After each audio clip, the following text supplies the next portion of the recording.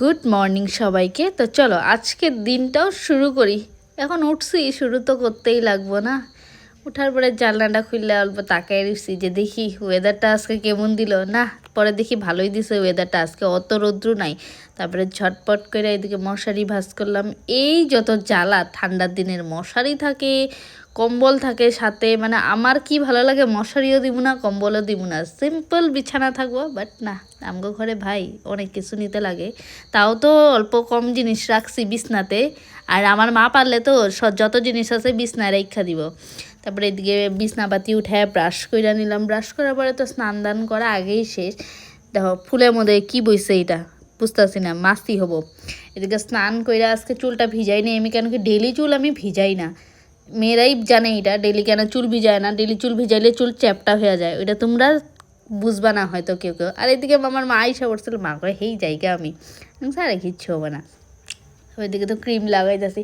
Weather খারাপ থাকলেও কি হবো, মানে রোদ্রু কিন্তু এখন সেই থাকে। আর এখনের ওয়েদারটা কি হয়েছে, সকাল দিকে ঠাটা পড়া রোদ্রু আর বিকাল দিকে ধুমা বৃষ্টি।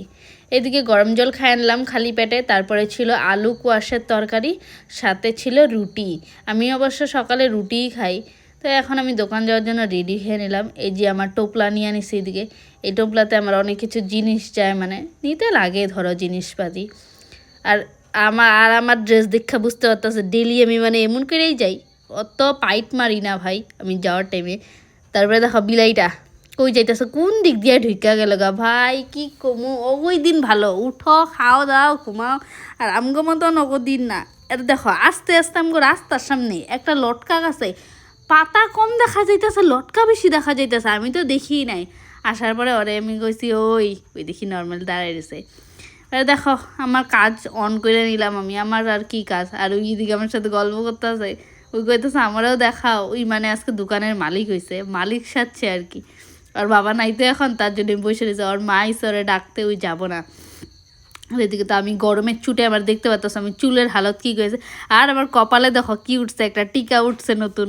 দেখো ফোটা হয়ে গেছে আমার। ফোটার কোনো এখন প্রয়োজন নাই, পার্মানেন্ট ফোটা আমারে ঠাকুরে দিয়া দিচ্ছে। বাট আমার কিন্তু খুব ভালো লাগে আবার গোটা হইলে।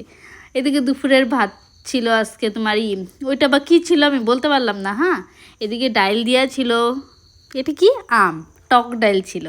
টক ডাইল আমার খাইতে খুব ভালো লাগে। টক ডাইল চাইলতার ডাইল আমার মানে প্রিয়। এইসব টক জিনিস বলতেই আমার প্রিয়। মানুষের কয় এত টক কীভাবে খাস, আমাকে আমার খুব ভালো লাগে। তারপরে খাওয়া দাওয়ার পরে অল্প টাইম ঘুরা। এদিকে দেখো আমি চিপস খাই নিলাম। এখন তোমরা কবা তুমি কাজে যাওয়া এত ঘুরো কেন? আরে আমার দিদি বাড়িতেই, ওইখানেই আমার কাজ। তো কাজ না